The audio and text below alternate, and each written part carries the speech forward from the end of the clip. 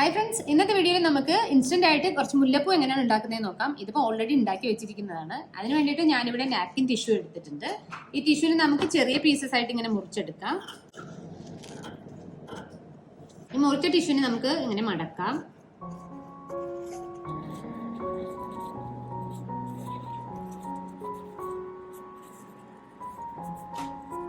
ഇപ്പൊ ഞാൻ ഇങ്ങനെ മടക്കി എടുത്തിട്ടുണ്ട്. നമുക്ക് ഇതിന്റെ സൈഡ് ഇങ്ങനെ ഒന്ന് വെട്ടിയെടുക്കാം ഒരു ഷേപ്പില്.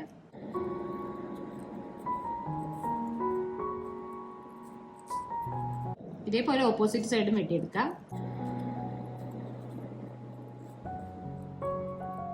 അതിനുശേഷം നമുക്ക് ഇതിനെ നിവർത്തിയെടുക്കാം.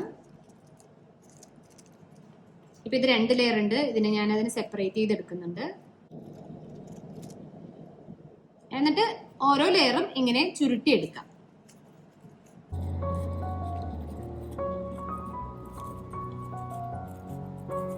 ചുരുട്ടിയെടുത്തിട്ട് നമുക്ക് ഇതിനെ ഒന്നിങ്ങനെ തിരിച്ചു കൊടുക്കുക. എന്നിട്ട് കൈകൊണ്ട് ഇങ്ങനെ ഒന്ന് റൊട്ടേറ്റ് ചെയ്തെടുക്കുക. നമുക്ക് മുല്ലപ്പൂവിന്റെ ഷേപ്പായിട്ട് കിട്ടും. ഞാൻ ഇവിടെ കുറച്ച് വെള്ളത്തിൽ ഫാബ്രിക് പെയിന്റ് ഒന്ന് കലക്കി വെച്ചിട്ടുണ്ട്. ശരിക്കും നമുക്ക് ഈ ഒരു ഗ്രീനാണ് ആവശ്യം, പക്ഷെ എൻ്റെ അടുത്ത് അതില്ലാത്തതുകൊണ്ട് ഞാൻ ഇതെടുക്കുന്നുണ്ട്.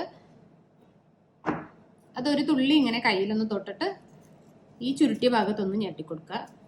അപ്പോൾ ഒരു ചെറിയ പച്ച കളർ വന്നിട്ടുണ്ട്. ഒരു മഞ്ഞ കളർ കിട്ടിയാൽ നന്നായി.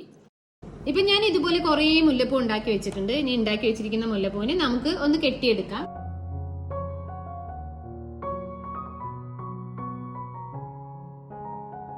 ഈ മുല്ലപ്പൂ ഇങ്ങനെ വെക്കുക. നമ്മൾ സാധാരണ പൂ കെട്ടുന്ന പോലെ തന്നെ നമുക്ക് റൊട്ടേറ്റ് ചെയ്ത് കെട്ടിയെടുക്കാം.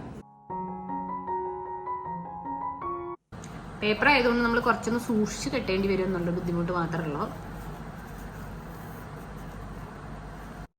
അപ്പൊ നമ്മുടെ സുന്ദരി മുല്ലപ്പൂ മാല റെഡി.